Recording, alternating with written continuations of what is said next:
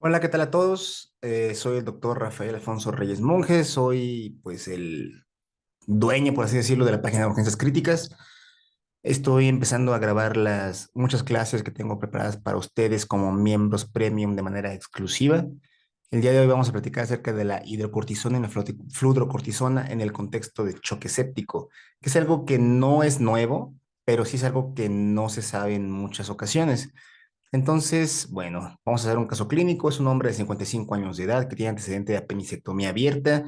Se encuentra en el piso de cirugía general porque el paciente tiene hipotensión, fiebre y desorientación. Aquí ya tenemos que activar nuestros focos rojos. ¿Por qué? Porque el paciente tiene dos puntos claves. Está hipotenso, algo tiene que está ocasionándole vasodilatación al paciente. ¿Qué puede ser? Lo más probable es que sea algo secundario a la apendicectomía. Pero un punto más importante es la desorientación. La desorientación nos habla acerca de que el paciente ya tiene hipoperfusión. Entonces, un paciente con hipotensión e hipoperfusión es un paciente chocado. Entonces, para eso vamos a realizar acciones.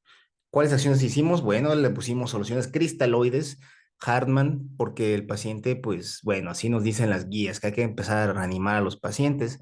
Aquí hay que hacer mucho énfasis en que son bemoles de las guías, porque el choque séptico no es un choque hipovolémico, es un choque vasodilatado. Entonces, ¿qué va a funcionar? Pues los vasopresores, no tanto los líquidos. Pero bueno, vas a empezar cultivos, vas a tomar cultivos porque eso te dicen las guías, hay que tomar cultivo para realizar un tratamiento dirigido. Entonces, como el paciente tiene choque séptico aparentemente de origen abdominal y no tiene líquido libre o algo para tomar algún cultivo dirigido, pues ¿qué vas a hacer? Vas a tomar un hemocultivo. Vas a empezar antibiótico-terapia de amplio espectro porque el paciente está chocado. Puedes empezar con un carbapenémico, por ejemplo, y vas a iniciar con norepinefrina, que es el vasopresor de elección en el contexto de prácticamente todos los choques.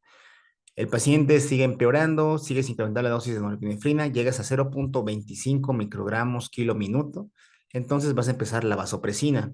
Sin embargo, el paciente sigue hipoperfundido, sigue con moteado, sigue desorientado. Entonces ahí te vas a hacer la pregunta, pues, ¿qué hago? ¿Y qué voy a hacer? Bueno, no asustarme para empezar. A lo mejor si estás en un servicio, pues por ejemplo, medicina interna, cirugía, urgencias, hay que pedir ayuda. ¿Y cómo vas a pedir ayuda? Pues a terapia intensiva. Pero bueno, ¿qué vamos a hacer? Bueno, tenemos la hidrocortisona, que es el medicamento que ya conocíamos desde hace muchos años, que se utiliza en el contexto de choque refractario, o la fludrocortisona, que es algo que no es tan nuevo, pero es algo que apenas está estudiando y que se ha visto que existe evidencia para su uso. Entonces, hablando justamente de la evidencia, quiero empezar la clase hablando de los grados, de las clases de recomendación y los niveles de evidencia. El tipo uno es una acción que va a estar indicada generalmente o recomendada por el consenso de los expertos, y eso es porque tiene varios estudios que aseguran que la acción, llámese intervención o terapéutica o diagnóstica, va a ser útil, va a ser efectiva y va a ser benéfica para el paciente. El tipo 2 es de que ya existe evidencia em, que va a ser conflictiva acerca de realizar alguna acción, y esa podemos dividirlas en A y en B. La tipo A es que, bueno, tiene adecuado peso de evidencia, pero todavía también hay algunas recomendaciones de que no la utilices. Entonces, puedes considerar realizarlo. En algunas patologías sí puedes tener ese tipo de problemas. La tipo B es de que, bueno, existe todavía más controversia acerca de la intervención, entonces considera utilizar la acción, o a lo mejor la intervención, considérala. Pero la clase 3 es de que puede existir evidencia de que es dañina para el paciente. Entonces, el objetivo de nosotros es no ser dañinos con el paciente. Entonces, ese tipo de acciones, pues no se recomiendan hacer. ¿De acuerdo? Entonces, también tenemos los niveles de evidencia. Los niveles de evidencia nos van a hablar acerca de que el tipo A está derivada de estudios grandes, estudios aleatorizados controlados, metaanálisis y revisiones sistemáticas. Revisiones sistemáticas y metaanálisis hechas precisamente de estudios aleatorizados controlados. Esa es la mejor evidencia disponible. Nosotros siempre tratamos de dar este tipo de recomendaciones cuando hacemos alguna intervención en los pacientes, siempre lo más avanzado basado en estudios aleatorizados. Pero bueno, no siempre tenemos disponibles metaanálisis y revisiones sistemáticas. Entonces, en ese caso, vamos a utilizar estudios aleatorizados controlados o estudios multicéntricos de corte con una gran población. Recordemos que no todas las patologías son tan comunes, por así decirlo, entonces no siempre vamos a tener disponibles estudios aleatorizados controlados. Al final de cuentas también tenemos el tipo C, que es acerca de opiniones de expertos, casos clínicos, reportes de casos, estudios retrospectivos pequeños, que va a ser el grado más bajo. Generalmente no hay que tomar decisiones con ese tipo de evidencia, pero en algunos casos, por ejemplo, en toxicología, que es un área gris de la medicina, a lo mejor ese tipo de estudios es lo mejor que tenemos disponible y en ese contexto valdría la pena intentar realizar esas intervenciones. Entonces, de manera cotidiana, nosotros utilizamos la hidrocortisona en el contexto de choque refractario, pero aún tiene que ser así. Eso es justamente lo que vamos a estar tratando en la clase. ¿Cómo vamos a definir choque refractario? Choque refractario es la incapacidad para alcanzar una presión arterial media mayor a 65 minutos de mercurio, a pesar de ya tener vasopresores. Algunos estudios, por ejemplo, el Atos Trial lo dice que es una dosis de norepinefrina mayor a 0.2 microgramos kilo minuto. El sulfapin sepsis te dice que tiene que tener una norepinefrina mayor a 0.25 por 4 horas. Sin embargo, eso es algo que yo me acuerdo que platicaba mucho con mis coRs en urgencias. Decía, no te vas a esperar 4 horas para realizar otra intervención. Si el paciente sigue subiendo la norepinefrina, la norepinefrina, no te vas a estar esperando 4 horas para decir, es que tiene un choque refractario. Por eso, eh, ya cuando el paciente tenga 0.25, 0.2 o 0.3, dependiendo de la literatura, tú ya vas a considerar que tu paciente tiene choque refractario y vas a realizar alguna nueva intervención. Esta es una tabla que a mí me gusta mucho, que se fue publicada este 2023 en el CHEST, que vas a empezar a norepinefrina. La norepinefrina va a ser tu vasopresor de elección cuando el paciente tiene una presión arterial media menor a 65. Es importante que la vas a iniciar de manera periférica. No necesitas un catéter venoso central para administrar vasopresores. Es algo que tienes que darles muy, muy claro. Pero si el paciente sigue empeorando y vas a tener que incrementar la dosis de norepinefrina hasta 0.2, 0.25, aquí te dicen que 0.3, bueno, en ese contexto consideramos que el paciente está empeorando en el choque séptico. Por tal razón, hay que empezar la vasopresina. La vasopresina sería nuestro segundo vasopresor de elección. Al mismo tiempo que tú vas a iniciar la vasopresina, vas a añadir hidrocortisona y fludrocortisona, las dos juntas. Ahorita vamos a hablar acerca de la evidencia y la dosis al respecto. Si el paciente sigue empeorando, probablemente tenga acidosis metabólica, que es, recordemos que es parte de la fisiopatología del choque séptico. Entonces, en ese contexto, una acidosis metabólica te va a ocasionar que tengas que incrementar los vasopresores. Entonces, vamos a corregirla. ¿Cómo? A lo mejor con bicarbonato, o a lo mejor el paciente requiere hemodiálisis. Eso va a ser dependiendo de cada paciente. También aquí en este contexto podemos añadir azul de metileno, que es otra clase que tengo lista para ustedes, o también tenemos la miocardiopatía séptica, que también puede ser posible encontrarlas en este punto de la patología, que también tengo preparada la clase para ustedes. Obviamente también hay que excluir que el paciente tenga oclusión del tracto de salida del ventrículo izquierdo, pero bueno, ese es otro tema, ¿de acuerdo? Entonces, la dosis de hidrocortisona son 200 miligramos cada 24 horas, pero podemos administrarlos en infusión continua en aquellos pacientes en los cuales queremos evitar algunas de las complicaciones de los esteroides, como por ejemplo la hiperglucemia. Recordemos que la hiperglucemia también se asocia a malos resultados en los pacientes críticos. Entonces, por ejemplo, a lo mejor en un paciente con diabetes podemos administrar la hidrocortisona en infusión. También tenemos lo nuevo, que es la fludrocortisona. Esa podemos administrarla de 50 a 100 microgramos cada 24 horas. Generalmente vamos a empezar con 50 microgramos cada 24 horas. Este caballero es Anane. A mí me gusta mucho tratar de recordar los autores más importantes en cualquier patología. Por ejemplo, en ventilación mecánica tenemos a Pelosi, tenemos a Gattignoni, etcétera. Bueno, en el contexto del uso de esteroides en patología crítica tenemos a Anane, que es un médico francés.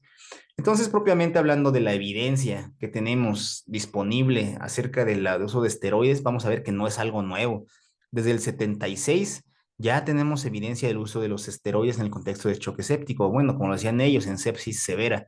Y ha habido una gran cantidad de estudios, estos son los estudios más importantes a través del tiempo. Aquí solamente quiero hacer énfasis, porque son muchos, vamos a revisar los últimos estudios hablando justamente de esteroides, que son estos últimos dos que fueron publicados este año. Pero también quiero hacer énfasis que ya desde el 2018 se empezaba a evaluar la mortalidad asociada a hidrocortisona más fluorocortisona. Entonces, como les digo, es algo reciente, pero no es tan nuevo, que tenemos que tener en cuenta siempre en el contexto del paciente con choque séptico. Entonces, este es un estudio es un metaanálisis que se publicó este año en el New England Evidence. Es un metaanálisis que fueron de una gran cantidad de estudios. El objetivo primario era evaluar la asociación entre la hidrocortisona y la mortalidad en adultos con choque séptico. ¿Y qué fue lo que ellos encontraron? Bueno, tenemos de este lado los valores de P. Si se fijan, ninguno es menor a 0.05, por tal razón no es estadísticamente significativo. ¿Qué pasó? Bueno, ellos vieron que no había asociación entre la mortalidad a los 90 días, en la mortalidad a los 28, 180 días o en la terapia intensiva o días libres de ventilación mecánica, tampoco días libres de falla orgánica. Entonces, ¿qué pasó? Pues bueno, no hubo mejoría. ¿Cuándo sí hubo mejoría? En los pacientes en los cuales se les agregó fludrocortisona más hidrocortisona. Fue estadísticamente significativo, va de este lado de la tabla de Forest Plot, por tal razón es significativo. Entonces, ¿a qué conclusión llevamos? Bueno, que la hidrocortisona por sí sola no va a disminuir la mortalidad ni los días de choque ni los días de vasopresor en los pacientes con choque séptico. Por tal razón, técnicamente solamente habría que utilizarla con la fluorocortisona. Pero bueno, ¿en qué contexto sí podemos utilizar la hidrocortisona por sí sola? Este es un estudio también publicado este año en el New England Journal of Medicine, un estudio aleatorizado controlado con una gran cantidad de pacientes, 795. Entonces podemos tomar decisiones con este tipo de estudios. ¿Cuál fue el objetivo que tenían ellos? Bueno, evaluar el uso de la hidrocortisona en los pacientes con neumonía adquirida en la comunidad severa y su relación con la mortalidad. ¿Y qué fue lo que ellos encontraron? Bueno, tenemos el valor de P menor a 0.05, que el uso de hidrocortisona se asociaba a disminución en la mortalidad a 28 días en ese tipo de pacientes. Por tal razón, bueno, aquí tenemos esta gráfica de Kaplan-Meier, en la cual tenemos de este lado el porcentaje de pacientes vivos que se fueron de alta de la terapia intensiva y de este lado los días de la autorización. Bueno, en los pacientes que se les administró hidrocortisona, fueron estadísticamente significativo menor la mortalidad que los pacientes a los cuales no se les administró. Entonces, esa es la conclusión. ¿Qué hicieron ellos? Bueno, administraron 200 miligramos de hidrocortisona en dosis continua por al menos 4 días. Ellos pusieron una infusión de 24 horas de 200 miligramos y esos pacientes se murieron menos. Entonces, la conclusión a la que se llega con este estudio es en que el tratamiento con hidrocortisona va a reducir la mortalidad a 28 días en pacientes con neumonía adquirida en la comunidad severa en unidad de terapia intensiva. Es una medida fácil, barata, reproducible para todos los servicios, ¿no? Entonces podemos utilizarla de manera segura y vas a mejorar la mortalidad en tu paciente. Este es otro estudio de los que les mencioné hace rato, fue publicado este año en la revista JAMA. Este, si se fijan, es un estudio multicéntrico de corte, entonces podríamos decir que a lo mejor no tiene tan buena evidencia, pero vean qué cantidad de pacientes tan grande tuvo. Por tal razón, podemos tomar decisiones con este estudio. ¿Y cuál fue el objetivo que tenían ellos? Bueno, era evaluar la efectividad de la fluorocortisona más hidrocortisona en contra de solamente el uso de hidrocortisona en pacientes con choque séptico. ¿Y qué fue lo que ellos encontraron? Bueno, fue que el uso de la hidrocortisona más fluorocortisona mejoraba estadísticamente significativo la mortalidad hospitalaria, también la dosis de vasopresor, los días libres de vasopresor y los días libres de hospital. Es una gráfica de Kaplan-Meier en el cual de este lado tenemos la probabilidad de supervivencia y de este lado los días desde la aleatorización, bueno, desde que se empezó el estudio porque no fue aleatorizado, en cual vemos que el uso de la hidrocortisona más fluorocortisona sí disminuyó más la mortalidad en comparación a aquellos pacientes que solamente se les puso la hidrocortisona. Y justamente esa es la conclusión del estudio. El tratamiento con fluorocortisona e hidrocortisona disminuye la mortalidad, la dosis de vasopresor y los días libres de hospitalización, que son de los principales outcomes que nosotros buscamos en estudios. En la terapia intensiva buscamos justamente eso: mortalidad, días de hospitalización, días de ventilación mecánica, resultados neurológicos, etcétera. Eso es lo que nosotros estamos revisando casi siempre, o más bien siempre, cuando revisamos algún estudio. Entonces, ya para terminar, para llevar a casa, iniciar la hidrocortisona y la fluorocortisona va a disminuir la mortalidad en los pacientes con choque séptico. ¿Cuándo hay que iniciarla? Cuando la norepinefrina se encuentra ya a 0,25 microgramos kilo minuto, añadimos la vasopresina y al mismo tiempo añadimos la hidrocortisona más la fluorocortisona.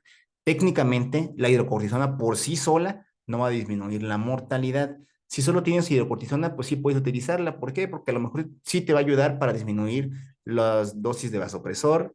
Algunos estudios te dicen que sí puede disminuir los días de choque. Entonces, pues sí puedes utilizarla. Sobre todo si piensas en insuficiencia suprarrenal, que también es una patología en la cual nos topamos muy seguido en el contexto de choque séptico. Bueno, eso es todo por este tema. Tenemos estos preparados para ustedes exclusivamente por ser suscriptores del grupo Premium. Si tienen dudas, por favor, háganmelo saber. Y ya saben que la bibliografía la van a encontrar en el grupo Premium. Muchas gracias. Nos estamos viendo.